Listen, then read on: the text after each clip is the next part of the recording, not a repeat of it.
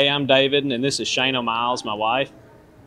We wanted to share a little bit with you about our journey together as a couple after Levi passed away.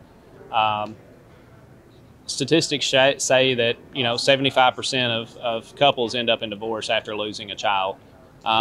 When I first heard that, I thought, oh well, there's no way. I that can't, won't be us. That won't be us. I can't understand that. And that is not us. However, I can see where the statistic comes from. One of the things that I learned the most in this process is how differently men and women grieve. And even though you're in the same house, you may have the closest relationship beforehand, but when it comes to grieving the loss of a child, it is two totally different, polar opposite ways in which we grieve. So I started to understand that a little bit more after we lost Levi.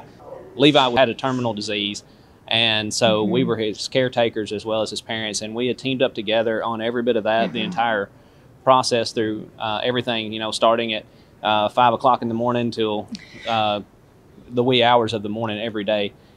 We did everything together, and our faith carried us through that.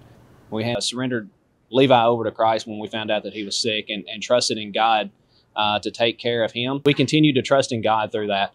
When we started putting ourselves in the way and trying to control things ourselves, that's when we had some of our arguments and the biggest problems. But when we truly let go and trusted in God to provide everything and that he was going to take care of us, that was when things went a little bit smoother. Levi was the glue that held us together. And like David said, we did everything together. So when Levi went to live in heaven, we had nothing. It was like we had nothing left. And we struggled to find new things to do together, and not necessarily just going back to the old and being that old person that we used to be together. That those individuals had to die too. And that's hard, because I know David said to me multiple times that he just wished I would be like I was. And I never will.